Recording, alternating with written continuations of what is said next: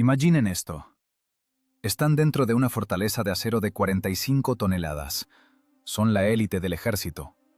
Les prometieron un arma milagrosa que salvaría al ejército rodeado de Paulus. Pero en lugar del triunfo, escuchan un sonido que les hiela la sangre. No es la explosión de un proyectil, sino un crujido silencioso y traicionero de metal rompiéndose bajo sus pies. Hoy contaremos la terrible historia de la caída de un cuerpo de tanques alemán que fue destruido por sus propios creadores. Descubrirán cómo una grieta microscópica en un plano se convirtió en una tumba colectiva para cientos de tripulaciones.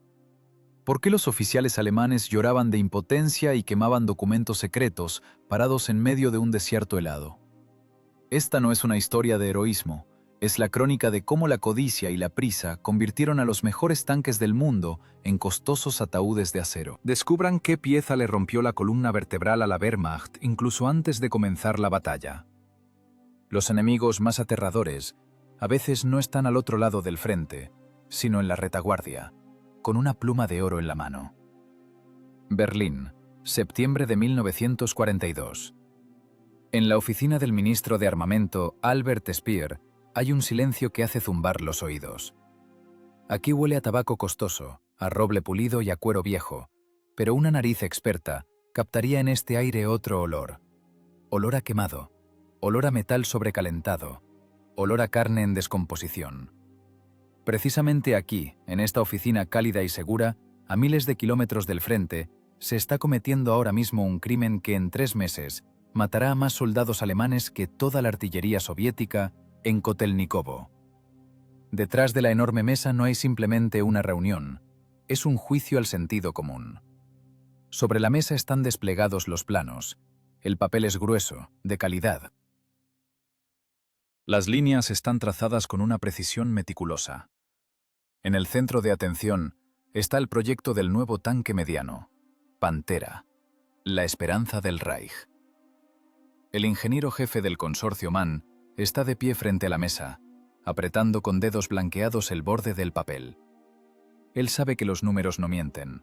Él sabe que no se puede engañar a la física con un carné del partido. Intenta hablar con calma, pero su voz se quiebra en un seco ladrido técnico. Ministro, esto es una locura. La transmisión está calculada para 30 toneladas. ¡30! Mire la especificación. Después de reforzar el blindaje frontal e instalar el nuevo cañón, el peso de la máquina subió a 45 toneladas. Los mandos finales no aguantarán. Los ejes se torcerán con el primer tirón brusco. Esto no es un tanque, son 45 toneladas de peso muerto. Speer no mira el plano. Mira el gráfico de capacidad de producción. En sus ojos no hay comprensión de la resistencia de materiales. En ellos solo hay columnas de cifras que debe presentar al Führer. A su lado está sentado un general de la oficina de armamento. Su uniforme es impecable, pero su competencia terminó en las cargas de caballería. Tamborilea los dedos sobre la mesa, marcando el ritmo de una marcha fúnebre. Ingeniero, sus dudas rayan en el sabotaje. La voz del general es fría como el acero de una bayoneta. El frente oriental exige nuevas máquinas. Los T-34 rusos nos están triturando. Necesitamos una respuesta. Y necesitamos cantidad. 500 máquinas para diciembre.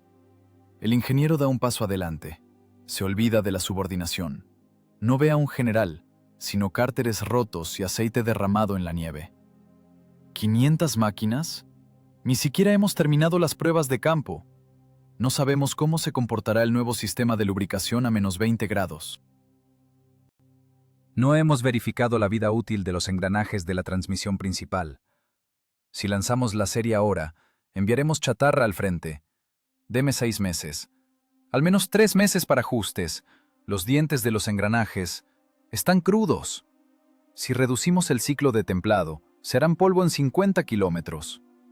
Speer finalmente levanta la vista. Es la mirada de un tecnócrata que hace tiempo vendió su alma por la eficiencia. Toma la pluma. Una pluma de oro que brilla bajo la luz de la lámpara. No tenemos 3 meses. No tenemos ni 3 semanas. La directiva está firmada. La producción comienza de inmediato. Simplifiquen la tecnología. Si la soldadura doble retrasa el montaje, hagan una simple.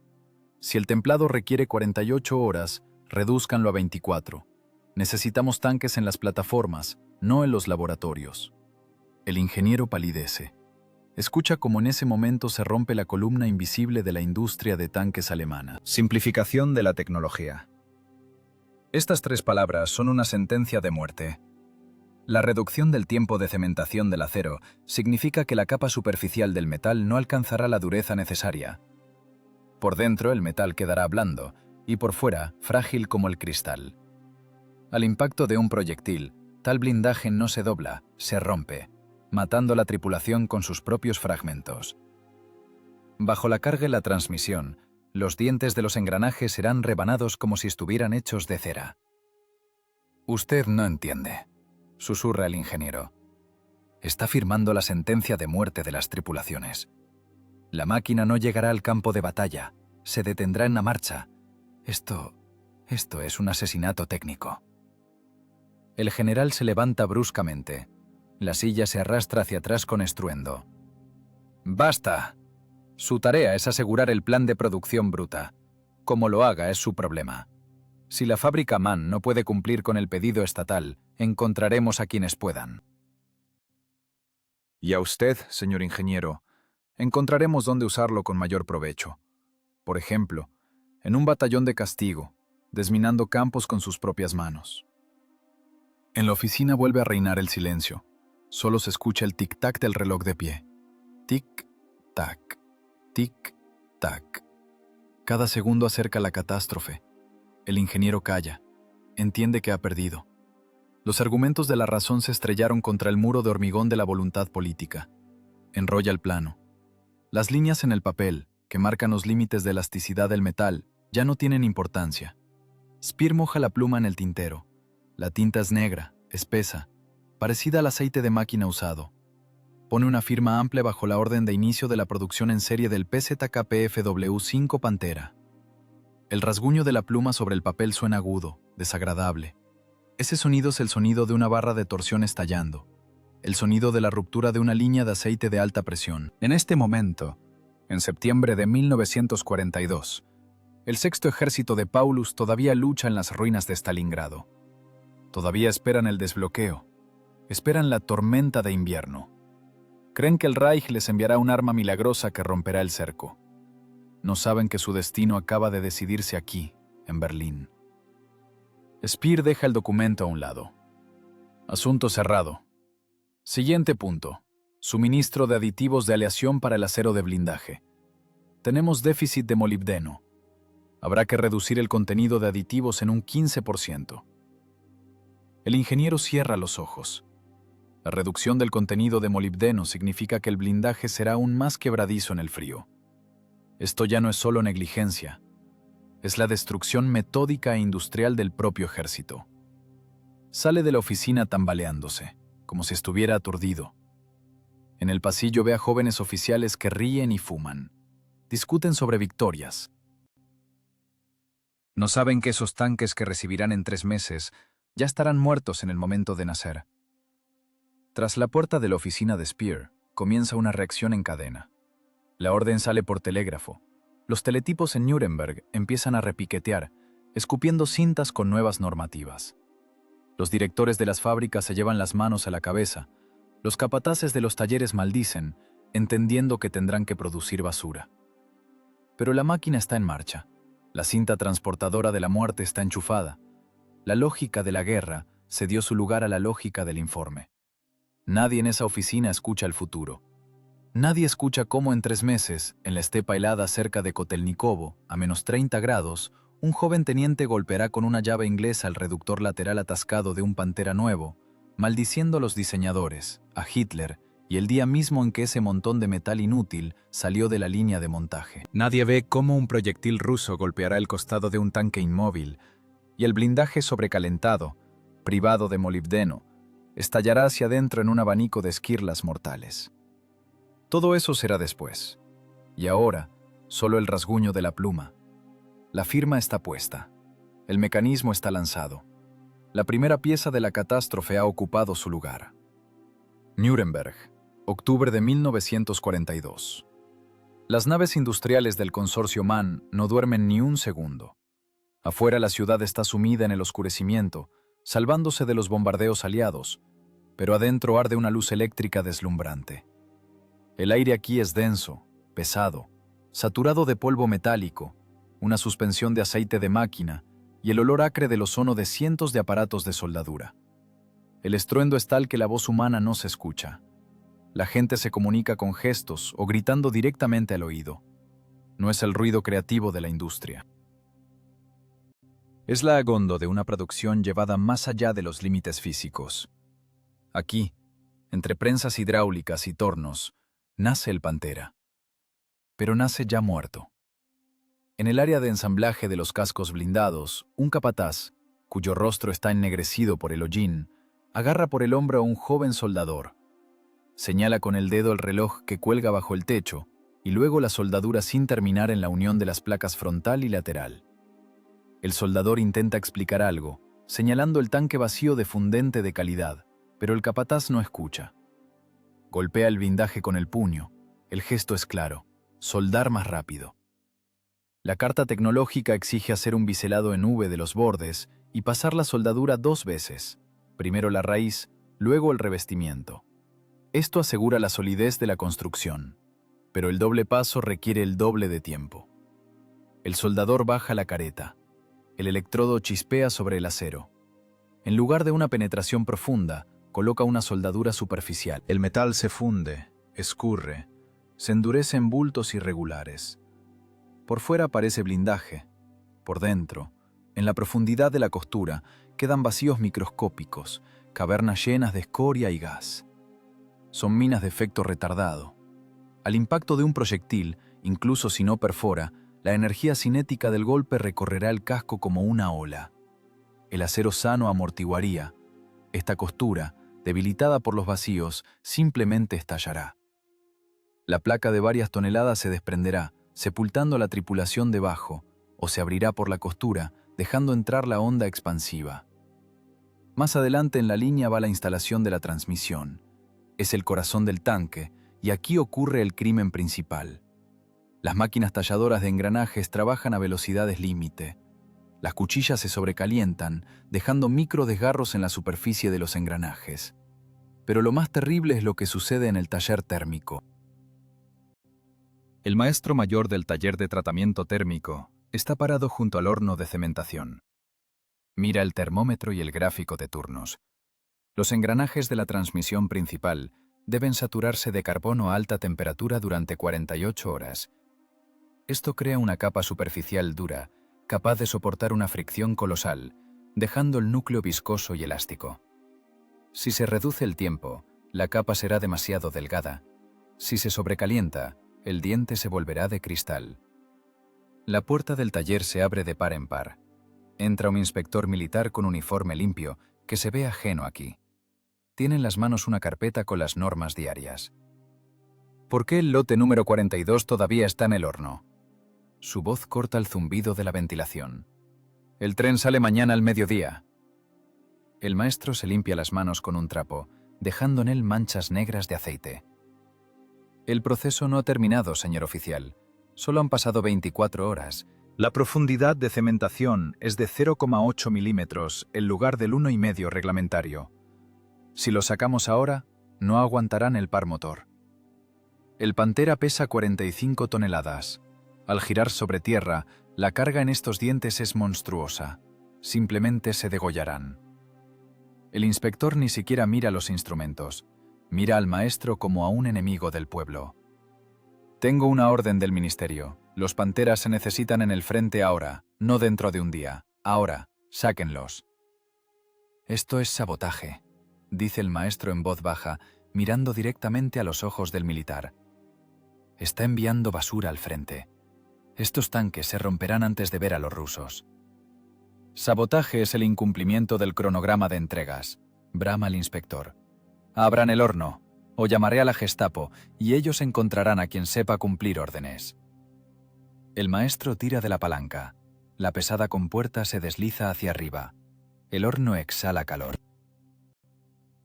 El lolote de engranajes, al rojo vivo, sale al exterior. Se enfrían demasiado rápido. La red cristalina del metal se forma con defectos. La tensión interna en el metal ya ahora, en este segundo, alcanza valores críticos. El engranaje parece entero, brillante, letal, pero a nivel de física molecular ya está destruido. Le queda de vida exactamente lo que el tanque tarda en bajar de la plataforma ferroviaria y recorrer un par de decenas de kilómetros por la estepa congelada. La línea avanza. El ensamblaje va febril. Los obreros, cayendo de cansancio, olvidan poner las arandelas de seguridad. Las tuercas no se aprietan con llaves dinamométricas, sino a ojo, hasta que cruja. Los conductos de aceite se instalan a la fuerza, porque los tubos están cortados con un error de medio centímetro. En el frío, estos tubos, tensos como cuerdas, estallarán con la primera vibración. En el departamento de control técnico hay un tumulto. Los ingenieros de control lo ven todo. Ven las cavidades en la fundición de la torreta. Ven que los reductores laterales están montados torcidos. Ven que la goma en las ruedas de rodadura se despega porque violaron la tecnología de vulcanización por la velocidad. Pero no tienen voz. El sello de aprobado se pone automáticamente. La mano del controlador trabaja como un autómata. Golpe, sello, siguiente hoja. Golpe, sello, siguiente sentencia de muerte. Firma, Hans, no mires. Murmura un ingeniero mayor a su joven colega, que se ha quedado paralizado sobre la hoja de pruebas del motor. El motor se sobrecalienta después de 15 minutos de trabajo. No importa, en el frío se enfriará. Firma, o iremos al frente oriental junto con estos tanques, solo que como infantería. El tanque número 521 sale de la plataforma. Huele a pintura fresca, Dunkelgelb, y a grasa de fábrica. Se ve imponente. El largo cañón de 75 milímetros mira hacia adelante con voracidad. El blindaje inclinado parece invulnerable. Es una obra maestra de la ingeniería, si se mira de lejos. Pero si uno se acerca, si pone la oreja contra el costado frío, puede escuchar un tintineo silencioso y traicionero. Es el metal sobretensionado que suena. Son los tornillos mal apretados que crujen. En la cabina del conductor se sienta el transportista. Presiona el botón de arranque. El motor Maybach ruge, expulsando una nube de humo gris azulado. Demasiado aceite en el escape. Los anillos del pistón no están asentados. El transportista mete la marcha. Un tirón. El tanque se sacude. En la profundidad del casco se escucha un golpe metálico sordo. El transportista no presta atención. Su tarea es sacar la máquina por la puerta, hacia la rampa de carga. Fuera de las puertas de la fábrica llueve con nieve. Los tanques se alinean en largas filas. Las plataformas ferroviarias esperan. Las locomotoras sueltan vapor, listas para llevar esta carga al este. Aquí, en las vías, hay cientos de máquinas. Cientos de tripulaciones que aún están vivas las esperan en algún lugar cerca de Rostov. Piensan que les llega la salvación. En realidad, les llega su perdición, empaquetada en 45 toneladas de acero aleado. Una grúa levanta el tanque número 521. Los cables se tensan. La máquina queda suspendida en el aire, balanceándose. Una gota de aceite se desprende del fondo y cae en el barro. El cárter de la transmisión principal ya gotea. El empaque, cortado de material de mala calidad, no aguanta la presión. El tren da un silbido, un sonido agudo, penetrante, parecido a un grito. El convoy se pone en marcha. Las ruedas golpean las uniones de los rieles. Este golpeteo rítmico se lleva el acero defectuoso hacia el vacío helado del invierno ruso. En Nuremberg, los talleres siguen rugiendo, escupiendo nuevas y nuevas chapuzas. El plan se cumple. Las cifras en los informes de Speer crecen. Y el mecanismo de relojería de la catástrofe, incrustado en cada cordón de soldadura y en cada diente de engranaje, ha comenzado su cuenta regresiva. Finales de noviembre de 1942. Estación de descarga ferroviaria cerca de Kotelnikovo. La estepa alrededor está muerta y blanca. El viento aquí es tal que parece arrancar la piel de la cara, pero este sonido es cubierto por un estruendo pesado y rítmico. El convoy de Alemania ha llegado. Las locomotoras, envueltas en nubes de vapor, respiran pesadamente, como bestias acorraladas. En las plataformas abiertas están ellos, los nuevos Panteras. Se ven impecables. Camuflaje de invierno fresco, cruces nítidas en los costados, siluetas depredadoras. Para los oficiales del Estado Mayor, que observan con binoculares, es la caballería de acero que salvará al Sexto Ejército. Para los mecánicos, parados con la nieve hasta las rodillas junto al terraplén, es trabajo. Trabajo duro y sucio. Pero ninguno de ellos sabe aún que esto no es un refuerzo. Es un cementerio sobre orugas que trajeron a 2000 kilómetros para enterrar aquí. Orden de descarga. Los conductores ocupan sus lugares. Los arranques chillan en el frío. Los motores Maybach despiertan de mala gana, escupiendo al aire limpio y helado nubes de hollín negro y grasiento. La primera máquina se mueve. Las orugas rechinan sobre el piso de madera de la plataforma. 45 toneladas de acero se inclinan, pasando por el borde de la rampa. El golpe contra la tierra congelada resuena con una vibración en las suelas de las botas. El tanque se desliza al suelo. Ha recorrido solo 10 metros. Pero el oído experto del sargento mayor de la compañía de reparaciones ya capta un sonido extraño. No es el zumbido parejo de un motor potente, es un golpeteo arrítmico y doloroso que viene del compartimiento de transmisión. El tanque se detiene, el motor se cala, silencio. El sargento se acerca a la máquina. No hace el saludo militar. Cae de rodillas y se mete bajo el chasis. La nieve bajo el tanque ya no es blanca. Está cubierta de manchas oscuras y humeantes. «Aceite». La voz del sargento suena sorda desde debajo del blindaje. «Aceite de transmisión. Corre como un arroyo». Sale afuera, limpiándose las manos en los pantalones. En los dedos hay un líquido espeso y oscuro con brillo metálico. Polvo metálico. Son virutas. Los engranajes empezaron a devorarse a sí mismos ya durante la carga en Nuremberg, y aquí, en el frío, el proceso terminó. «El cárter del mando final se rompió», informa el teniente que se acerca. «Microfisura en la fundición, con el frío se expandió, el aceite se salió, el reductor está seco». El teniente, joven, con la cruz de hierro en el cuello, mira al tanque, luego al mecánico. «Es una máquina nueva, sargento. Acaba de salir de la fábrica. Échele aceite y póngase en formación. Tenemos marcha en 2 horas». El sargento escupe en la nieve. «Señor teniente, no entendió». «El cárter se rompió. No es el empaque, es el cuerpo.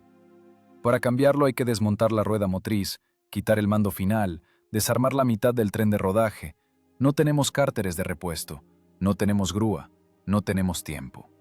Esta máquina es un punto de fuego inmóvil». El teniente se pone rojo, grita, exigiendo cumplir la orden, pero la física es sorda a las órdenes de la Wehrmacht. El tanque número 521 ya está muerto. Murió sin haber hecho un solo disparo al enemigo. Mientras tanto, la descarga continúa. La situación se repite como en un mal sueño. Los mecánicos corren de máquina en máquina, abren las escotillas de los compartimientos de transmisión y retroceden por el olor a quemado. Los embragues humean, los discos de embrague, hechos de materiales sucedáneos, no aguantan la carga al bajar de la plataforma. Al tercer tanque se le atascó la torreta. El accionamiento eléctrico de giro, montado con prisa, falló por la condensación que hizo cortocircuito en los contactos.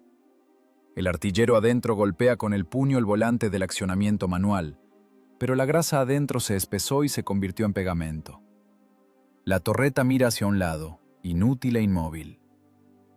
«¿Qué nos enviaron?», grita uno de los mecánicos, saliendo del compartimiento del motor de otro Pantera. En las manos tiene un trozo de manguera de goma. Se desmorona en los dedos como pan seco. «La goma está cruda, se rompe con el frío. El sistema de refrigeración goteará en 5 kilómetros. El motor se sobrecalentará y se atascará. Esto no es simplemente un defecto. Es un sabotaje cometido por manos de obreros cansados y tecnócratas indiferentes». La pintura bonita oculta un interior podrido. Las soldaduras en los cascos se ven prolijas, pero si se mira bien, se ve la porosidad. El blindaje, destinado a aguantar el impacto de un proyectil de 76 milímetros, tiene tensiones internas de tal fuerza que puede partirse con el golpe de un mazo. Los oficiales del Estado Mayor empiezan a entender la magnitud del desastre. Caminan a lo largo de las filas de la técnica descargada, y sus rostros se vuelven grises como el cielo de invierno. Del batallón de tanques más nuevos, apenas la mitad está apta para el combate. Y esa aptitud es condicional.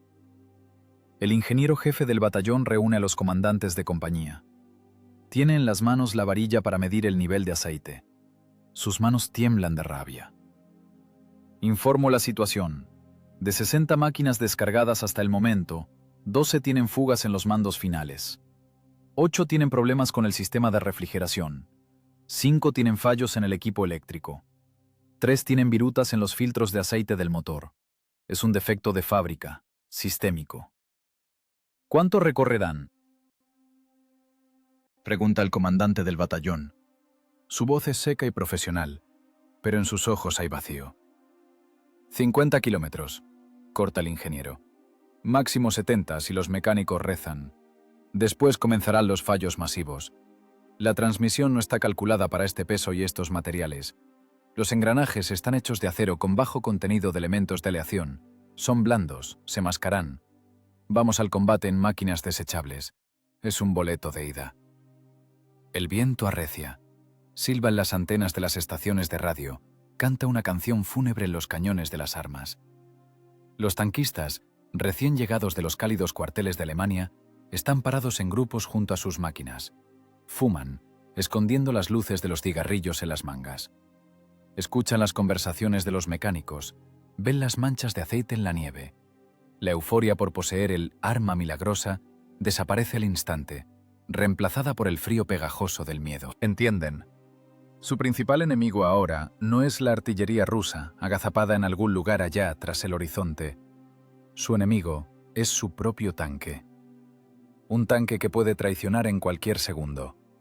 Un tanque que en lugar de protección se convertirá en un ataúd de acero. El comandante del primer pelotón se acerca a su máquina. Pasa la mano por el blindaje frío. El metal quema los dedos. «Arrancad», ordena, pero en su voz no hay seguridad. Calentar motores cada 2 horas, vigilar la temperatura del aceite. Si la aguja va a la zona roja, apagar de inmediato. Las tripulaciones se meten adentro. Resuenan las escotillas.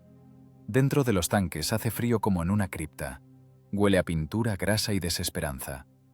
Los conductores miran con recelo los paneles de instrumentos. Cada bombilla, cada aguja, ahora puede convertirse en un mensajero de la muerte. En la estación reina el caos. Los intentos de reparar lo que se rompió ya en los planos continúan. Golpean los martillos. Se escuchan maldiciones. Alguien intenta soldar un cárter roto, pero en el frío la soldadura no agarra. Alguien enrolla cinta aislante en las mangueras rotas. Es agonía. Un intento de reanimar a un muerto, y en algún lugar allá, a 48 kilómetros al este, en el anillo del cerco se congela el sexto ejército. Esperan a los salvadores. No saben que los salvadores mismos necesitan ayuda. Los panteras están parados en la nieve, rugiendo con los motores, envueltos en vapor. Bellos, potentes, mortalmente enfermos. El primer acto de la tragedia ha terminado. La escenografía está puesta. Los actores ocuparon sus lugares, pero el guión de la obra fue reescrito. En lugar de una ruptura heroica, habrá una crónica de decadencia técnica. Cuartel General del Comandante del Cuarto Ejército de Tanques, Hermann Hoth, diciembre de 1942. En el búnker congelado, iluminado por una tenue lámpara de queroseno, yace un mapa operativo. En él hay trazada una flecha con lápiz azul. Se ve corta, casi de juguete. La distancia hasta la agrupación rodeada de Paulus es de 48 kilómetros. Para un tanque en buen estado por una carretera de verano es 1 hora de camino. Para una columna de panteras con defectos de fábrica en la transmisión, yendo por la estepa helada, es una eternidad. El general Hoth está parado sobre el mapa. Su rostro no expresa emociones, solo cansancio. Él conoce la táctica, conoce la estrategia, pero no quiere saber de resistencia de materiales. Para él, el tanque es una unidad táctica, un rombo en el mapa. Para los comandantes de batallones de tanques parados frente a él, el tanque son 45 toneladas de traición. La tarea está clara. La voz del general es seca como el crujido de ramas en el frío. Ruptura de la defensa soviética, salida al anillo del cerco, aseguramiento del corredor. El inicio de la operación Tormenta de Invierno está fijado para el 12 de diciembre. ¿Preguntas? En el búnker cuelga una pausa pesada. Los comandantes de batallón se miran entre sí.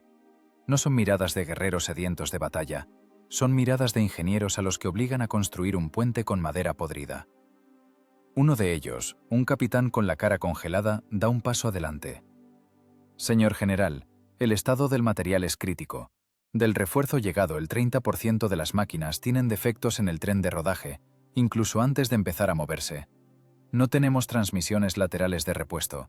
No tenemos barras de torsión de recambio. Si la máquina se rompe en combate, no podremos evacuarla. Los remolques no arrancan. Hood levanta la mirada. En sus ojos hay hielo. No habrá repuestos. Los trenes con kits de reparación se atascaron cerca de Kharkov. Usen el método de canibalización. Saquen piezas de las máquinas sin esperanza. Pero el día 12 deben ir hacia adelante. Paulus espera. Es una orden, pero también es una sentencia. La orden ignora las leyes de la física. El método de canibalización significa que matan unos tanques para que otros puedan vivir un par de horas más. Es la agonía del mecanismo incluso antes del primer disparo. Afuera, en el viento que cala hasta los huesos, se alinearon las tripulaciones. La gente se envuelve en abrigos, se cala gorros de lana bajo los cascos, pero el frío de afuera no es nada comparado con el frío dentro de los compartimientos de combate. El acero del casco se congeló por completo. Tocar el blindaje sin guante arranca la piel. Los comandantes regresan con sus hombres. Nada de discursos encendidos. Nada de palabras sobre la gran Alemania. Solo instrucciones técnicas secas que suenan como un epitafio. «¡Escuchen aquí!», grita un teniente primero, tratando de superar el viento. «Distancia de marcha, 48 kilómetros. Prohibidas las paradas. Prohibido apagar motores. Si se calan, son cadáveres. Las baterías en tal frío pierden el 50% de capacidad en una hora. No arrancarán de nuevo». En la formación hay silencio, interrumpido solo por toses y el ruido de cerrojos. Los tanquistas miran sus máquinas. Nuevas, pintadas de camuflaje blanco invernal, parecen fantasmas. Pero las tripulaciones saben la verdad. Saben que dentro de esas cajas bonitas hay una bomba de tiempo. El conductor de la primera compañía, Gunther, le susurra a su operador de radio. ¿Oíste el sonido cuando la trajimos acá? En segunda marcha hay un aullido. Es el rodamiento del eje primario. Está seco. En la fábrica olvidaron poner grasa o pusieron esa porquería, el sucedáneo, que se congela a -10. Ahora hay -30. La grasa se convirtió en piedra. El rodamiento será polvo en 10 kilómetros. ¿Y qué hacemos?, pregunta el operador de radio, castañeteando los dientes. Nada. Rezar para que no pase bajo el fuego de los cañones antitanque rusos. Tenemos boleto de ida. De regreso iremos a pie, si llegamos. Orden de ¡a los vehículos! Cientos de personas comienzan a trepar al blindaje simultáneamente. El hierro está resbaladizo por la escarcha. Las botas resbalan. Se escuchan maldiciones y golpes de cuerpos contra el metal. Las escotillas se cierran de golpe, cortando las tripulaciones del mundo, encerrándolas en estrechos ataúdes de acero. Dentro del tanque huele a condensación, a gasolina no quemada y a miedo. Los conductores presionan los botones de arranque. Los arranques inerciales giran con un chirrido quejumbroso. Ese sonido parece un torno de dentista trabajando directo en el cerebro. Los motores estornudan, disparan por los tubos de escape, lanzando antorchas de fuego. Uno tras otro los motores Maybach cobran vida. El estruendo es tal que tiembla la tierra, pero el oído experto distingue en este coro notas falsas. En el tercer tanque a la izquierda, el motor falla, bujías inundadas. En el quinto tanque se oye un tintineo metálico, válvulas desajustadas. Las holguras se fueron por la deformación térmica de las culatas de los cilindros. El éter se llena de chasquidos de interferencia y voces. Adler 1, informa Adler 5. Presión de aceite en la transmisión en 0. El sensor está caído. Solicito permiso para apagar y revisar. La respuesta del comandante suena tajante, como un disparo. Cancelar revisión. Moverse mientras las orugas giren. Si te detienes, quema la máquina y súbete al blindaje del vecino. No esperamos a los rezagados. En esto está la esencia de la tragedia. La meticulosidad alemana, que exigía un mantenimiento ideal de la técnica, se estrelló contra la realidad de la prisa. Los reglamentos, escritos con sangre en tiempo de paz, ahora son tirados a la nieve. Nada de calentar la transmisión, nada de revisar la tensión de las orugas, simplemente acelerador a fondo. La columna se prepara para el tirón. 48 kilómetros por el desierto helado. Adelante artillería soviética, campos minados e infantería con granadas. Pero los tanquistas no les temen a ellos. Temen el momento en que la fina película de aceite en los dientes de la transmisión principal se rompa. Cuando el metal sobrecalentado se encuentre con metal sobrecalentado. Cuando 45 toneladas de acero, privadas de movilidad, se conviertan en un blanco ideal. Los motores rugen a altas revoluciones, calentándose. Los gases de escape envuelven la columna en una densa niebla gris azulada. Visibilidad cero. Los tanques están parachoques con parachoques, como un rebaño de ovejas esperando el matadero. En la cabina del tanque de cabeza, el comandante mira el reloj. La aguja se acerca a la hora designada. Toma el micrófono del laringófono. Tiene la garganta seca.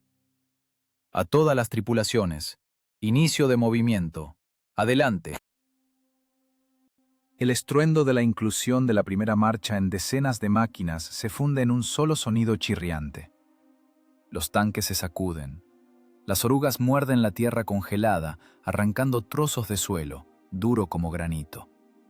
La columna se pone en marcha. La marcha de los muertos ha comenzado. Van a salvar a Paulus, pero cada uno de ellos sabe, necesitan salvarse a sí mismos, y no habrá salvación. La física dictó su sentencia ya en los planos, y ahora procede a ejecutar el castigo. 12 de diciembre de 1942. El amanecer sobre la estepa no trae luz, solo una bruma gris mezclada con granizo helado. La operación Tormenta de Invierno ha comenzado. La columna del 57º cuerpo de tanque se pone en movimiento. Parece el despertar de una bestia gigante y enferma. El rugido de cientos de motores rompe el silencio, pero en ese rugido no está la potencia de los vencedores. Hay un aullido forzado de mecanismos trabajando al límite. Los primeros kilómetros de la marcha. Los velocímetros cuentan cientos de metros. Parecería una distancia insignificante, pero para el acero defectuoso es un maratón de supervivencia. La temperatura exterior es de -30 grados Celsius. Dentro de los compartimientos de transmisión comienza el infierno. El aceite espesado durante la noche se convirtió en una sustancia viscosa, parecida al alquitrán. Las bombas de aceite chillan, tratando de empujar esa masa por conductos estrechos. La presión en el sistema salta a valores críticos. Las mangueras de goma que conectan los nodos del sistema de lubricación perdieron elasticidad con tal frío. Se volvieron duras y frágiles, como vidrio barato. Estallido. Un sonido sordo y húmedo dentro del casco del tanque con número 312. Se rompió la manguera de suministro de aceite al bloque de cilindros izquierdo. Un chorro de líquido negro hirviendo a una presión de 6 atmósferas golpea el colector del motor al rojo vivo. Al instante el compartimiento del motor se llena de un humo blanco, denso y acre. El olor a aceite quemado penetra en el compartimiento de combate en un segundo, provocando tos y lágrimas a la tripulación. ¡Alto! ¡Apaga! ¡Nos quemamos! El grito del comandante del tanque se ahoga en el chasquido de la interferencia. El conductor golpea los frenos. 45 toneladas de inercia arrastran la máquina derrapando sobre el hielo. Las orugas rechinan, sacando chispas de las piedras ocultas bajo la nieve. El tanque se detiene. El motor calla, pero sigue siseando, enfriándose. La tripulación sale de las escotillas directo a la nieve. Tosen, escupiendo saliva negra. Tienen las caras manchadas de hollín, las manos tiemblan, pero no de frío, sino de adrenalina y rabia. Abren la escotilla del motor. De allí sale una nube de vapor. No hay fuego, pero el motor está bañado en aceite. Manguera, constata el mecánico limpiándose la cara con un trapo aceitoso. Se rompió a lo largo. Defecto de fundición de la goma. Lo dije, están resecas. La columna no se detiene. Los demás tanques rodean al compañero averiado. Y justo aquí entra en juego el segundo acto de la tragedia técnica. Rodear el obstáculo requiere maniobra. Los conductores tiran de las palancas, obligando a una oruga a frenar y a la otra a girar más rápido. La carga en los embragues laterales en este momento aumenta al máximo. Los discos de fricción, fabricados violando la tecnología de sinterización de metales en polvo, no aguantan. Deberían deslizarse suavemente, transmitiendo el momento. En lugar de eso, se traban. Chirrido. Un chillido penetrante de metal contra metal que destempla los dientes. El tanque número 405 se sacude en convulsiones al intentar girar. La rueda motriz se bloquea. Se escucha un chasquido seco y sonoro, parecido a un disparo de pistola. Se rompió la barra de torsión de la suspensión de la rueda delantera. El acero sobretemplado, privado de la viscosidad necesaria por el tratamiento térmico acelerado, no pudo torcerse y simplemente se quebró. El tanque se inclina hacia un lado, como un barco hundido. Se queda cruzado en el camino, bloqueando el movimiento del pelotón. El éter explota. Los canales de radio están saturados no de comandos tácticos, sino de histeria y maldiciones. «Pantera 7, parado. Se atascó la caja en tercera marcha. La palanca no va». Pantera 2, temperatura del agua 110. Hervimos. Radiadores fríos. El termostato no abrió. Comandante, tengo presión de aceite 0. Virutas en el filtro. No son bajas de combate. El horizonte está limpio. No hay rusos. Pero el batallón se derrite ante los ojos. De 120 máquinas que salieron a la marcha, en 10 kilómetros se detuvieron 15. Cada octava máquina es puesta fuera de combate por su propia fábrica. Los equipos de reparación móviles, que se mueven en la cola de la columna, no dan abasto. Los mecánicos trabajan en condiciones inhumanas. El viento se lleva las herramientas. Las llaves inglesas se congelan a los guantes. Para desenroscar una tuerca en el frío, hay que calentarla con un soplete. Pero faltan sopletes. Cerca del tanque con la oruga rota se ajetrea la tripulación. El eslabón se rompió justo en el perno, defecto de fundición, poro de aire en el metal. Para cambiar el eslabón, hay que sacar el perno con un mazo. El mecánico toma impulso. Golpe. Tintineo. El perno no se mueve. El metal se contrajo por el frío. «Golpea más fuerte», grita el comandante mirando el reloj. «Nos retrasamos del cronograma. Nos llevarán a juicio». El mecánico golpea de nuevo.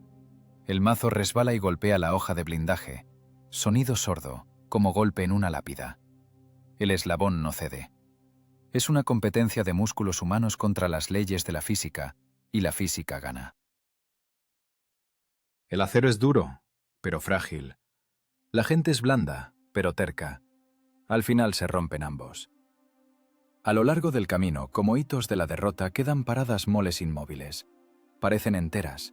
El blindaje no está perforado, los cañones miran hacia adelante. Pero dentro hay mecanismos muertos. Engranajes molidos, ejes rotos, embragues quemados. Las tripulaciones de estos tanques se quedan en el desierto helado. Se les ordena esperar una evacuación que no llegará. Queman documentos, se calientan junto a motores que se enfrían y escuchan cómo el viento aúlla en los cañones vacíos de las armas. Mientras tanto, la cabecera de la columna continúa el movimiento. Pero ya no es una marcha, es una agonía. Los conductores temen tocar las palancas de control innecesariamente. Van solo recto, tratando de no cambiar las revoluciones del motor. Sienten cómo vibra el piso bajo los pies. Esa vibración es el estertor de muerte de la transmisión. Los dientes de los engranajes de la transmisión principal ya empezaron a desmoronarse. El polvo metálico se mezcla con el aceite, convirtiéndolo en una pasta abrasiva que devora el mecanismo desde adentro. Cada kilómetro se paga al precio de un desgaste colosal.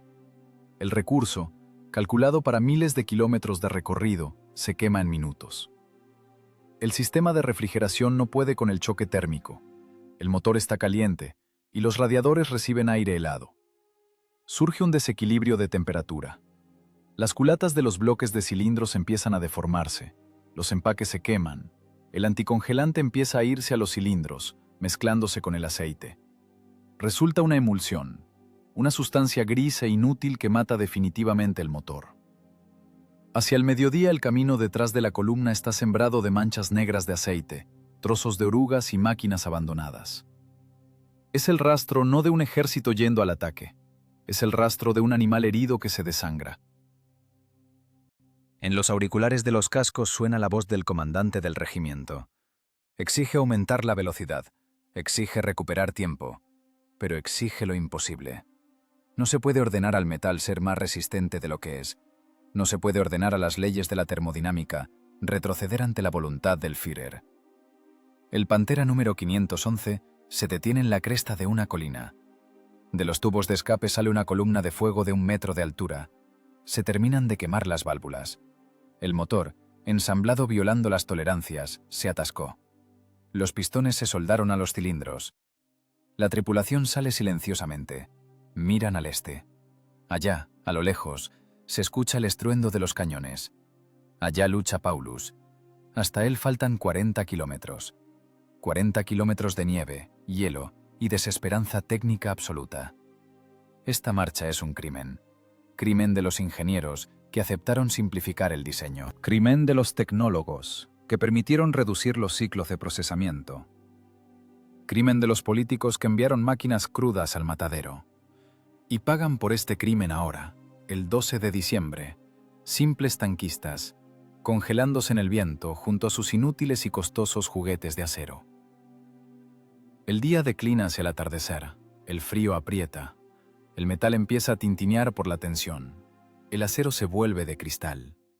Y adelante está la noche que rematará a los que aún son capaces de moverse.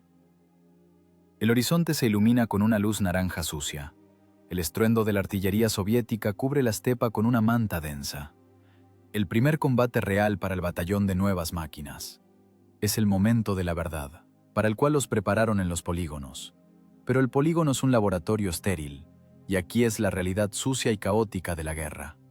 Y en esta realidad los panteras empiezan a morir no por impactos, sino por sus propios disparos. El tanque con número táctico 412 ocupa posición en la cresta. El artillero se pega a la mira. La óptica Zeiss es impecable. Da una imagen nítida del T-34 soviético que va al ataque a una distancia de 800 metros. Es un blanco ideal. El cañón de largo alcance KWK-42 es capaz de atravesarlo. ¡Perforante!, grita el comandante. El cargador mete el proyectil en la recámara. Ruido de cerrojo. Disparo. El cañón de 75 milímetros expulsa el proyectil con una velocidad inicial de casi 1000 metros por segundo. El retroceso es monstruoso. Los dispositivos de amortiguación deben absorber esta energía, devolviendo suavemente el cañón a su lugar. Pero el fluido hidráulico en los cilindros del recuperador se espesó con el frío. Los sellos, hechos de sintético de mala calidad, se endurecieron y perdieron hermeticidad.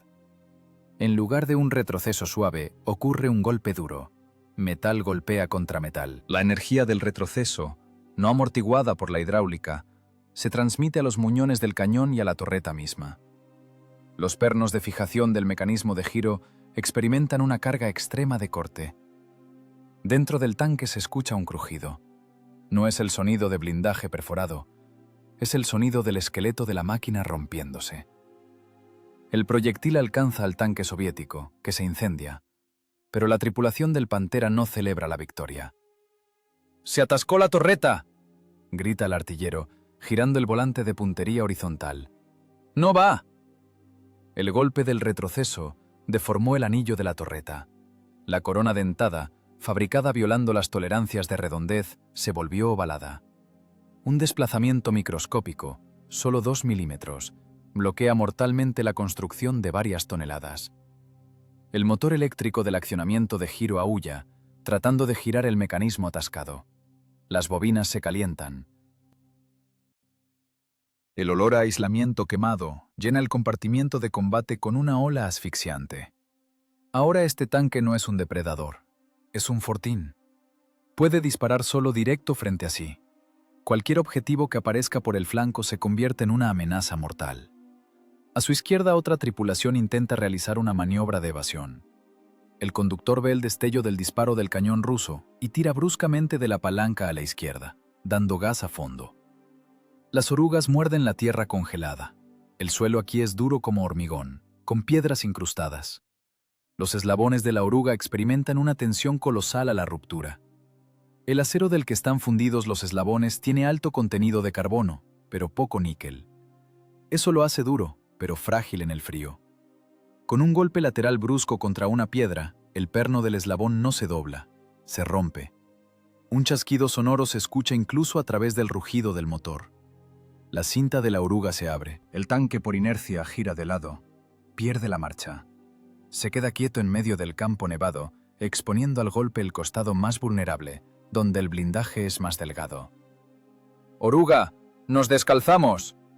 La voz del conductor se quiebra en un chillido. En ese momento, una bala golpea el costado. El blindaje aguanta, el proyectil rebota, dejando un surco profundo. Pero la energía cinética del golpe, millones de julios, se va al casco. Las costuras de soldadura, esas mismas que soldaron con prisa en una sola pasada, no aguantan la vibración. La superficie interna de la hoja de blindaje se descascara, el metal se astilla. Fragmentos de su propio blindaje, afilados como navajas, vuelan dentro del tanque como metralla. Cortan el equipo, rompen el cableado, se clavan en los cuerpos de la tripulación. El tanque está entero por fuera, pero por dentro es una carnicería. El conductor cae sobre las palancas, bañándolas de sangre. El tanque sigue rugiendo con el motor, parado en el lugar, como un animal paralizado por el miedo y el dolor. El combate se convierte en una paliza. Los tanquistas alemanes, élite de las tropas blindadas, resultan ser rehenes de su técnica. Su profesionalismo es impotente contra el defecto de fábrica. El comandante de la tercera compañía intenta organizar la retirada. ¡Todos atrás! ¡Ocupar defensa tras la altura! ¡Marcha atrás! Los mecánicos ponen reversa. Y aquí los Panteras dan la última sorpresa. La caja de cambios ZF-AK7 es un agregado complejísimo con sincronizadores. En condiciones ideales funciona como un reloj.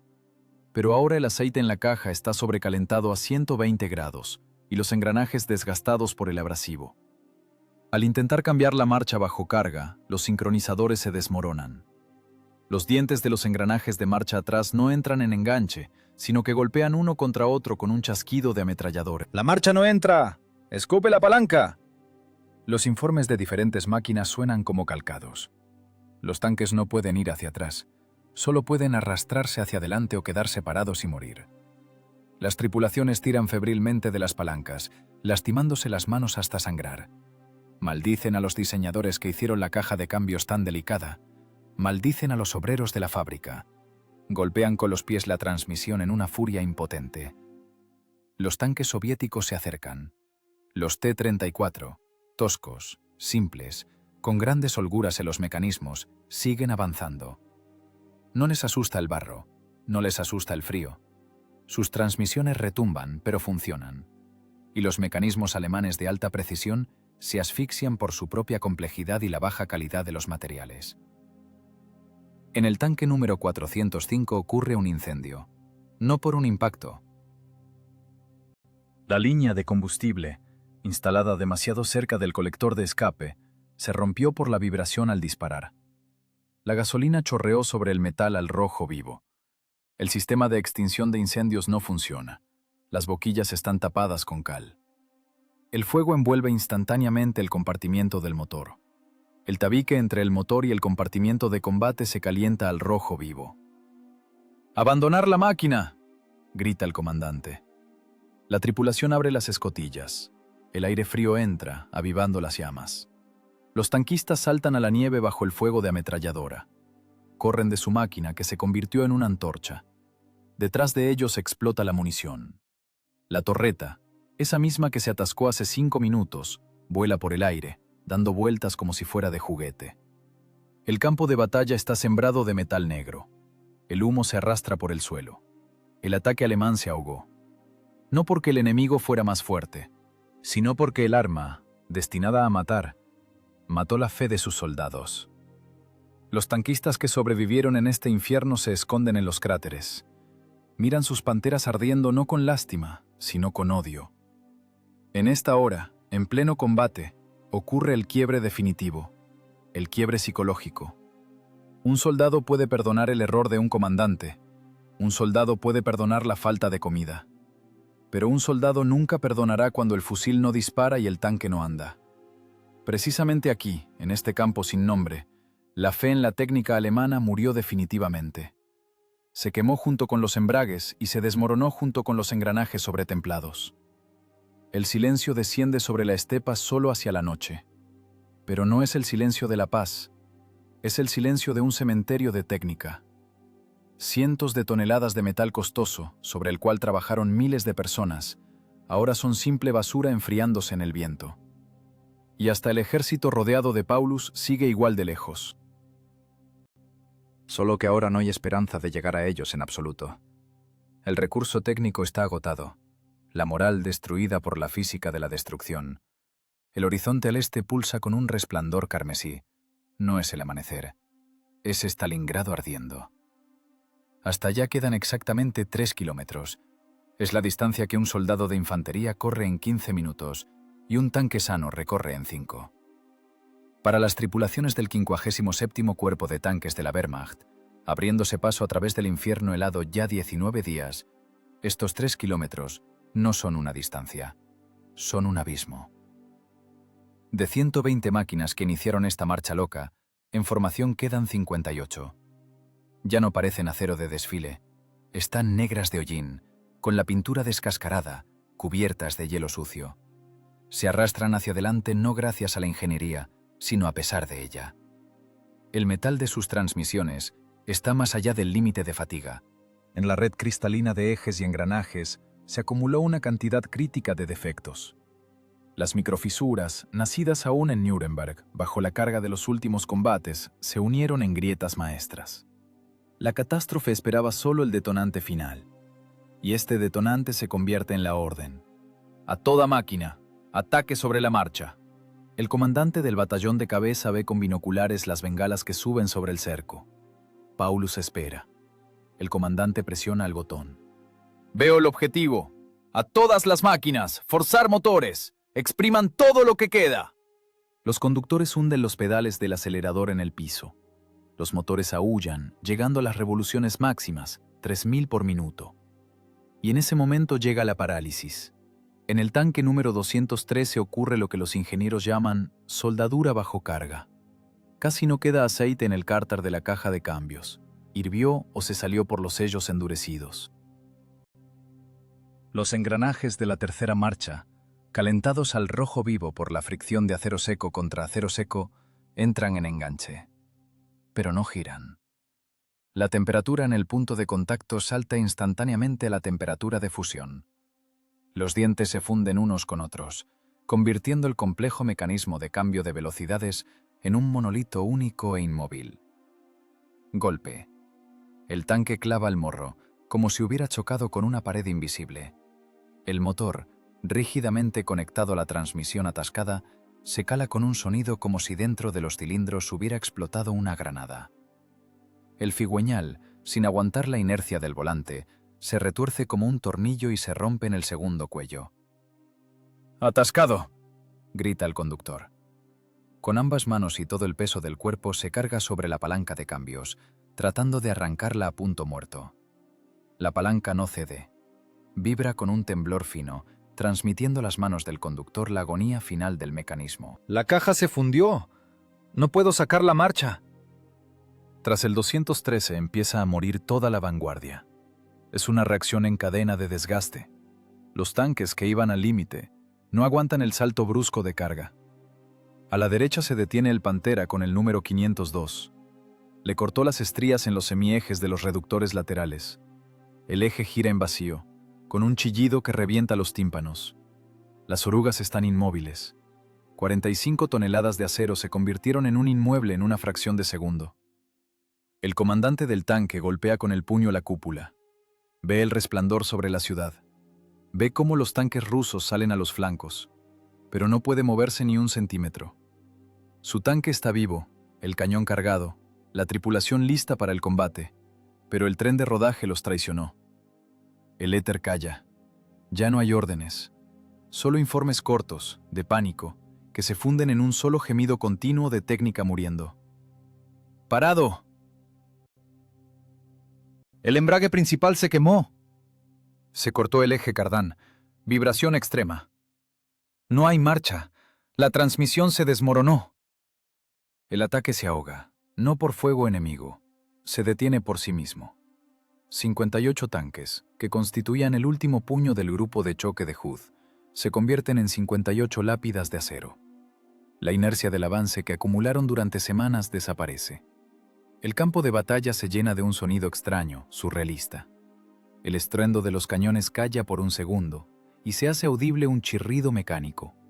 Es el sonido de dientes rompiéndose, sonido de metal triturando metal. El estruendo de las cajas de cambio destruyéndose cubre incluso el ruido del viento. Dentro del tanque número 444, el artillero mira por la mira. La cruz está sobre el cañón soviético. «Mecánico, corta adelante», ordena. «No andamos», responde en voz baja el conductor. Está sentado con las manos caídas. Bajo sus pies, bajo la escotilla de transmisión, se escucha un crujido. Allí abajo, el mecanismo planetario de giro se convirtió en un montón de viruta metálica y escombros. Eje destruido. Llegamos. 3 kilómetros. Esta distancia es ahora insuperable. El contacto visual con el objetivo hace la situación insoportable. Las tripulaciones ven el lugar al que debían llegar, pero la física puso el punto final. El defecto de fábrica, puesto en el diseño para ahorrar metales no ferrosos y acelerar el montaje, funcionó más eficazmente que cualquier campo minado. Los tanquistas abren las escotillas. El aire frío irrumpe en los compartimientos de combate hirvientes, apestosos a aceite quemado. Miran al oeste, de donde vinieron, y al este, a donde nunca llegaron. La conciencia de la catástrofe llega instantáneamente. No es una retirada táctica, es el fin de la esperanza.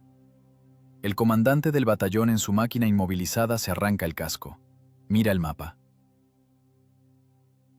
La flecha azul choca con el anillo rojo del cerco. Entre la punta de la flecha y el anillo, el vacío de la estepa blanca. Informen al Estado Mayor del Ejército.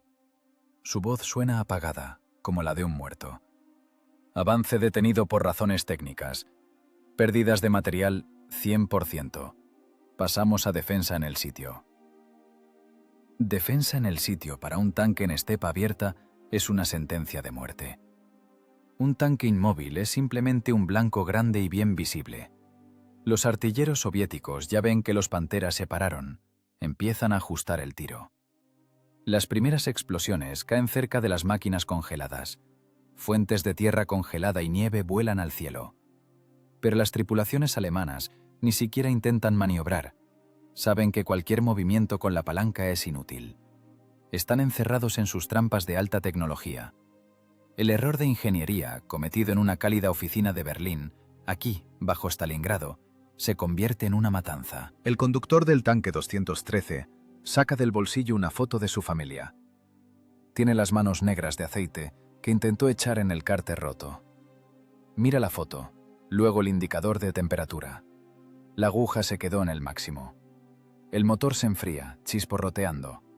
Ese sonido, el chisporroteo del metal enfriándose, suena como los últimos latidos del corazón de un organismo enorme y complejo, que fue creado para la guerra, pero murió por su propia debilidad.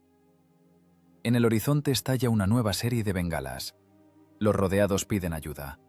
Aún no saben que la ayuda se detuvo a 3 kilómetros de ellos. Que la tormenta de invierno terminó no con un trueno, sino con el chasquido seco de un eje roto. La historia de la batalla acaba de cambiar, y no la cambiaron los generales, sino la resistencia de materiales. El éter explota con una palabra corta, ladrada, que es más aterradora que cualquier ataque de artillería.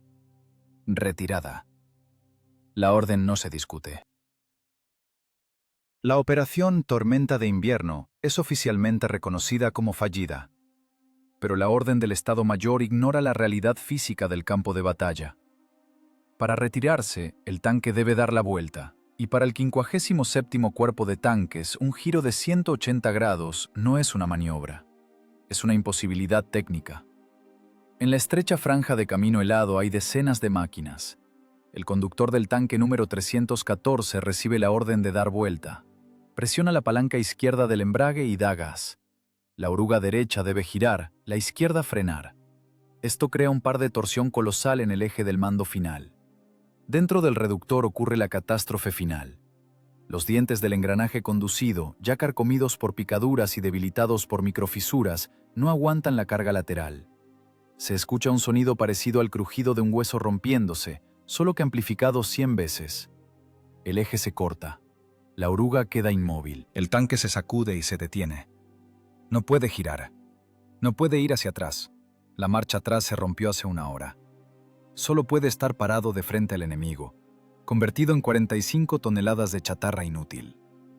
¡No daremos la vuelta!, grita el conductor, desgarrándose la voz.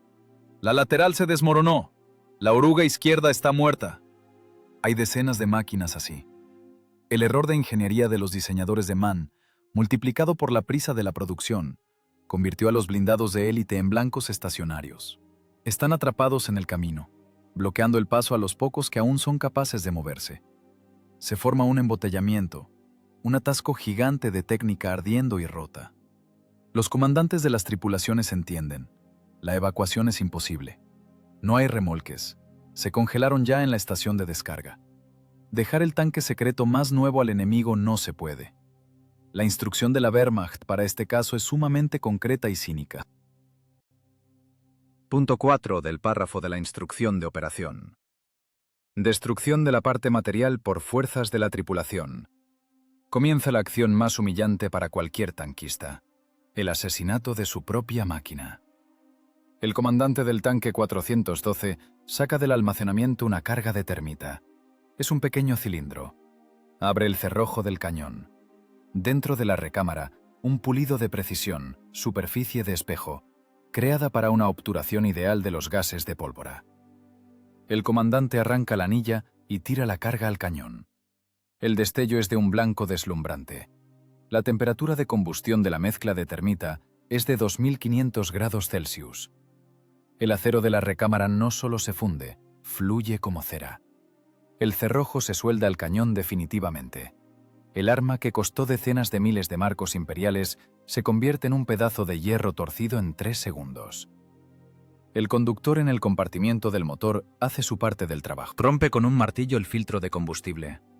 La gasolina chorrea sobre el bloque de cilindros caliente. Luego tira ahí una granada M24 con mango largo. ¡Nos vamos! ¡Corriendo! La orden suena como salvación. La explosión es sorda, profunda. Las escotillas del compartimiento del motor vuelan hacia afuera. La llama envuelve vorazmente el motor Maybach. Arden las mangueras de goma. Se funde el cableado. Se inflama el aceite. El fuego pasa al compartimiento de municiones. La estepa se ilumina con cientos de hogueras. Son las esperanzas del sexto ejército ardiendo. Son millones de marcos imperiales ardiendo. Es el trabajo de miles de obreros ardiendo. El espectáculo es apocalíptico. Siluetas negras de tanques sobre el fondo de nieve blanca y fuego rojo.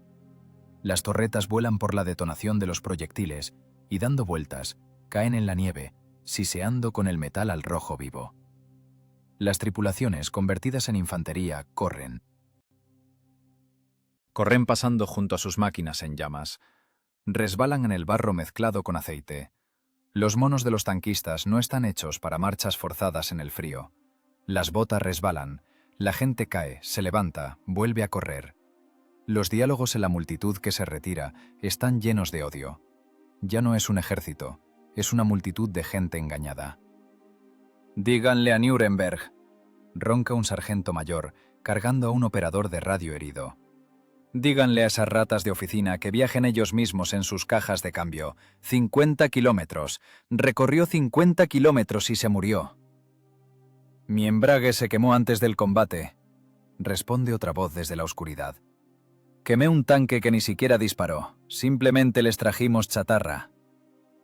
El caos aumenta. El camino está atascado. Los tanques que aún funcionan intentan rodear a los camaradas ardiendo por campo traviesa. Pero en la oscuridad chocan con piedras y barrancos.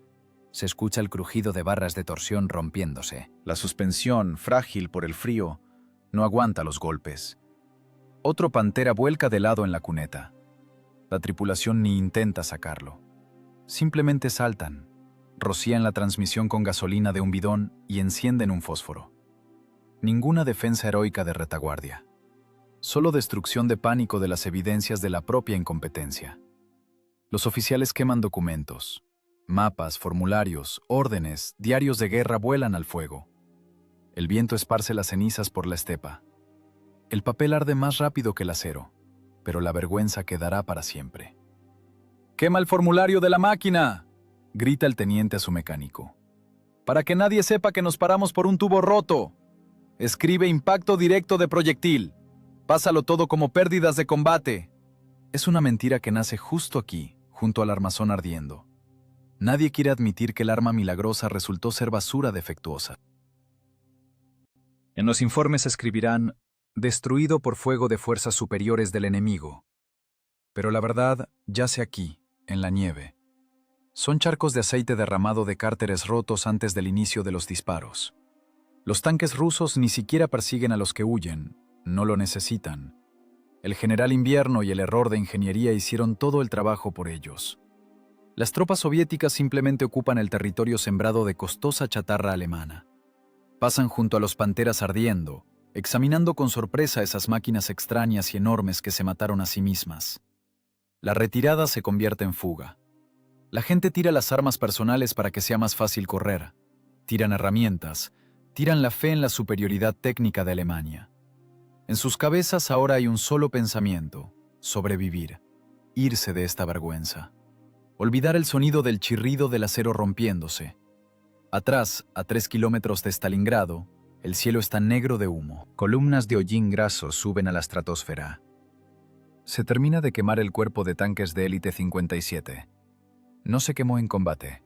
Se quemó por fricción, por sobrecalentamiento, por fatiga del metal y por la negligencia criminal de quienes pusieron la cantidad por encima de la calidad. El viento arrastra la nieve por la estepa, cubriendo las huellas de la gente que huye. Pero no puede cubrir los armazones de los tanques ardiendo. Estarán aquí hasta la primavera, monumentos negros al fracaso de la ingeniería. El hierro se enfría lentamente, pero la gente que corre hacia el oeste se enfrió al instante. Sus corazones ahora están llenos de vacío helado. Saben, la guerra de las máquinas la perdieron. Tienda del Estado Mayor de Servicios de Retaguardia, desplegada en la retaguardia profunda, a 40 kilómetros de la línea del frente.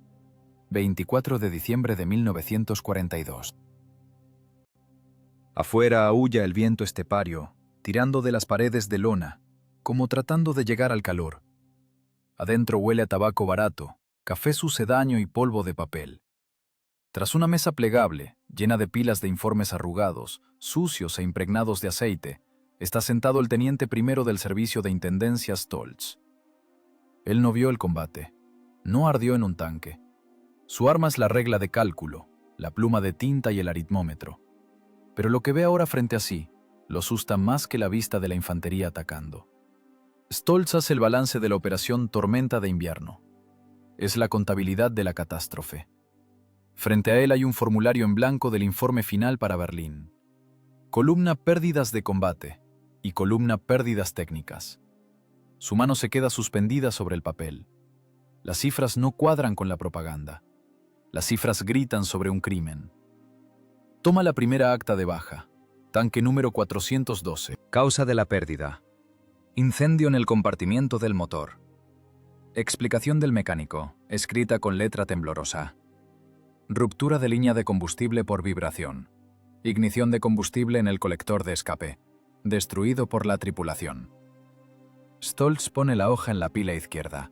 No es una baja de combate, es un defecto de diseño. Segunda acta. Tanque número 505. Destrucción de la transmisión principal al intentar girar. Engranajes cortados. Máquina volada. Otra vez a la pila izquierda. Tercera acta. Atascamiento de motor. Sobrecalentamiento. Causa: fallo del termostato. Pila izquierda. Stolz gira la manivela del aritmómetro. El chasquido de la maquinita suena seco y rítmico, como el golpe de tierra sobre la tapa de un ataúd. Suma. El total aterra. Del número total de máquinas perdidas, solo 32 unidades fueron destruidas por fuego de artillería o tanques soviéticos. 32. Son los que aceptaron un combate honesto. Aquellos cuyo blindaje fue perforado por un proyectil enemigo. El resto de las cifras son una sentencia a la industria alemana. El 65% del parque total de tanques Pantera que participaron en la operación se perdieron sin acción del enemigo. Stolz mira esa cifra, 65%. 2/3 del cuerpo de tanques más nuevo se autodestruyeron. El enemigo no gastó en ellos ni un gramo de pólvora. No los mataron los antitanques rusos. Los mataron los torneros alemanes que se apuraban por cumplir la norma. Los mataron los tecnólogos que reemplazaron la goma de calidad por sucedáneo. Los mataron los metalúrgicos que no pusieron suficiente molibdeno en la aleación. Stoltz toma la pluma fuente. Necesita escribir una nota explicativa para la tabla. ¿Cómo explicar al alto mando que una unidad de élite, equipada con el arma milagrosa, dejó de existir sin llegar al objetivo? Escribe. El carácter de los daños tiene un carácter de producción sistémico. Es una formulación suave. En el lenguaje de los hechos suena diferente. Llevamos a la estepa chatarra. Toma el resumen de consumo de repuestos. Es otro documento de vergüenza. Las solicitudes para reemplazo de transmisiones laterales superan la existencia en almacenes 200 veces. Las solicitudes de barras de torsión 150 veces. Eso significa que los diseñadores sabían de los puntos débiles, sabían que la transmisión era el talón de Aquiles del monstruo de 45 toneladas. Pero lo lanzaron en serie. Stoltz cierra los ojos. Se imagina esa imagen. No un mapa con banderas, sino el paisaje real.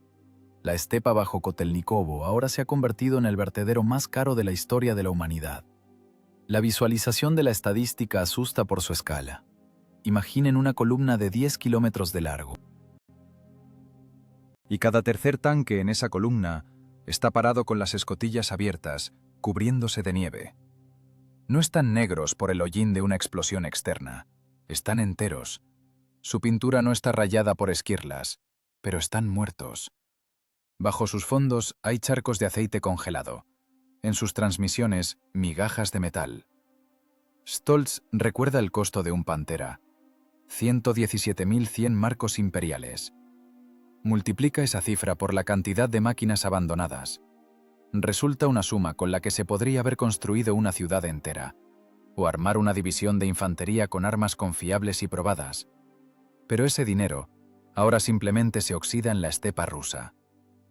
El oficial se levanta y se acerca al mapa que cuelga en la pared de la tienda. En él están marcados los lugares de ubicación de la técnica averiada. Cruces negras, pérdidas de combate, círculos rojos, fallos técnicos. El mapa parece tener sarampión. Todo el espacio a lo largo de la ruta de avance está sembrado de círculos rojos. Grupos de A3, de A5, de A10 máquinas. Cementerios de ambiciones. Aquí hay un grupo en la altura 119, 12 círculos rojos, una compañía entera. En el informe del comandante de la compañía dice: salida simultánea de servicio de los motores por uso de aceite no apto. 12 tanques se pararon en fila, como en un desfile, y se congelaron.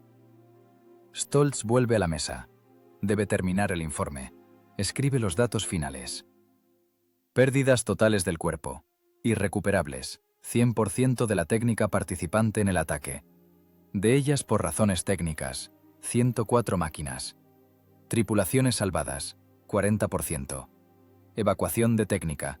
Imposible debido a la falta de remolques y la profunda capa de nieve. Este documento saldrá a Berlín mañana por la mañana. Lo pondrán sobre la mesa de Albert Speer. Posiblemente Speer haga una mueca. Posiblemente incluso le dé una reprimenda al director de la fábrica Mann. Pero eso no cambiará nada. Las máquinas muertas no revivirán. Las tripulaciones muertas, congeladas junto a sus tanques rotos, no volverán a casa. Stoltz pone el sello. Golpe sordo del timbre sobre el papel. En la impresión, un águila sosteniendo una esvástica en las garras. Pero ahora ese símbolo parece una marca de defecto. El Departamento de Control Técnico de la Wehrmacht, que dejó pasar esa basura al frente, en esencia, se convirtió en el aliado más eficaz del Ejército Rojo. Guarda las hojas en la carpeta. La carpeta es gruesa, pesada. En ella está la crónica de la decadencia técnica, la historia de cómo la prisa y el engaño vencieron al genio de la ingeniería. Stoltz apaga la lámpara de queroseno. En la oscuridad de la tienda le parece escuchar no el aullido del viento, sino ese mismo sonido que persiguió a los tanquistas las últimas 3 semanas. Chirrido, chirrido de engranajes rompiéndose. La estadística es fría. No siente dolor. Pero en esas columnas secas de cifras, 65% de defectos, se esconde la tragedia de toda una generación. Una generación a la que le dieron una espada rota y la enviaron a morir. La línea de montaje en Nuremberg trabajaba más rápido que los equipos funerarios. Y ahora la contabilidad de la muerte está cerrada. DB, ambiciones del Reich. Haber, desierto helado sembrado de cero. Balance, negativo. Y está pagado con la sangre de aquellos que creyeron que la técnica alemana no se rompe. Stolz se acuesta en el catre, cubriéndose con el abrigo. Sabe que mañana tendrá que dar de baja el uniforme de invierno que nunca llegó a los rodeados. Pero eso será mañana. Y hoy ante sus ojos están las filas interminables de panteras, congelados en poses ridículas en medio del silencio blanco. Monumentos a la negligencia. Lápidas de acero del Sexto Ejército. Hamburgo, 1952. En una cervecería llena de humo en las afueras de la ciudad hay 3 sentados. A uno le falta el brazo izquierdo hasta el codo. El segundo tiene la cara que es un mapa de quemaduras, en el cual es difícil leer emociones humanas. El tercero simplemente calla, mirando el vaso con snaps. No es una reunión de amigos, es un velorio. Y no beben por los muertos de bala. Beben para acallar el sonido que todavía tienen en los oídos. No el silbido de los proyectiles, sino el crujido seco y vidrioso del acero estallando. Cuando los historiadores en oficinas limpias dibujan flechas gordas de operaciones en los mapas, ven estrategia. Discuten sobre el genio de Manstein, sobre oportunidades perdidas y coincidencias fatales. Mueven fichas sobre el papel, sin entender que esas fichas estaban rotas antes de ponerlas en el tablero. El exconductor mecánico Kurt, sentado en la cervecería, sabe la verdad que no escribirán en las memorias de los generales. Sabe que la batalla de Kotelnikovo no la perdieron en diciembre del 42 en la estepa. La perdieron en septiembre en Nuremberg, en un taller cálido, cuando el tecnólogo firmó el permiso para el templado simplificado de los engranajes. No fue un proyectil ruso, dice Kurt, y su voz rechina como una bisagra sin aceitar. Simplemente nos paramos. El embrague. Los discos se fundieron. Estábamos sentados en esa caja y esperábamos. Escuchábamos cómo se acercaban. Podíamos disparar, pero no podíamos movernos. Éramos un fortín caro e inútil. En esto consiste la lección principal de aquel invierno. Lección escrita con fueloil en la nieve. La fe en el arma milagrosa es la ilusión más peligrosa de la guerra. Alemania rezaba la tecnología. Los ingenieros crearon el Pantera como una obra maestra del pensamiento técnico. Cañón de caña larga, blindaje inclinado, suspensión intercalada que aseguraba suavidad de marcha. En el papel era la máquina de matar ideal. Pero la guerra no ocurre en el papel. La guerra ocurre en el barro, en el frío, en condiciones donde lo ideal se rompe y lo tosco sobrevive. El T-34 soviético era tosco. Tenía ranuras en el blindaje por donde silbaba el viento. Tenía una caja de cambios que había que cambiar con un mazo. Pero andaba. Arrancaba a -30. Se podía arreglar en pleno campo con ayuda de una barra y unas cuantas maldiciones. El Pantera era una prima donna.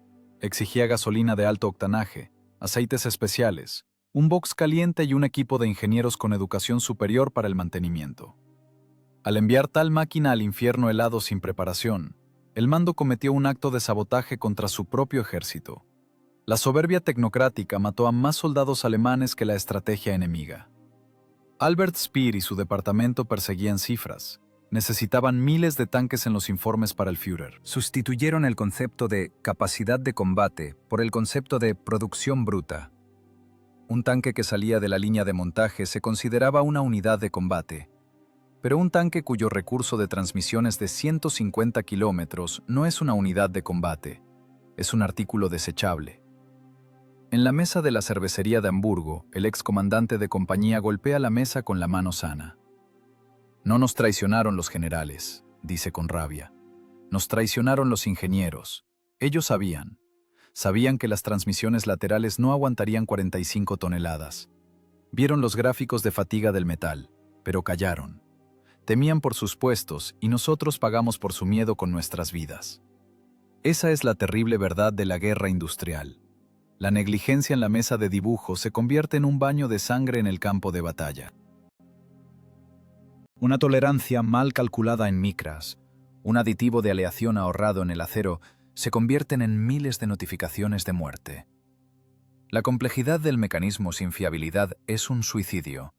Cuanto más complejo el sistema, más posibilidades tiene de fallar.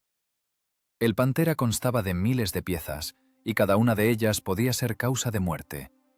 El T-34 constaba de cientos de piezas, y casi no había nada que romperse allí. La historia ama a los ganadores, pero hay que aprender de los perdedores. La industria de tanques alemana del año 42 mostró a todo el mundo cómo no se deben hacer armas. No se puede sacrificar la fiabilidad por las características. No se pueden poner tecnologías no probadas en serie en plena guerra.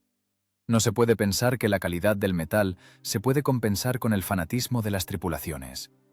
El fanatismo termina donde se rompe el cigüeñal.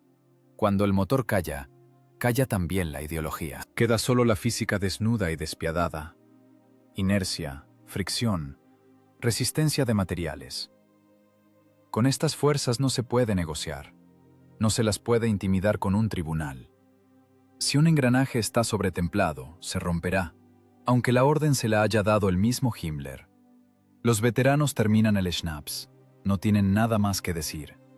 Sobrevivieron, pero parte de sus almas quedó allá, en la estepa congelada, encadenada al metal que se enfriaba. Recuerdan ese olor, olor a goma sintética quemada y aceite al rojo vivo, olor a derrota técnica. El cuadro final de nuestra investigación nos devuelve a donde empezamos, la estepa bajo Kotelnikovo, nuestros días. El viento sigue arrastrando la nieve por la llanura interminable.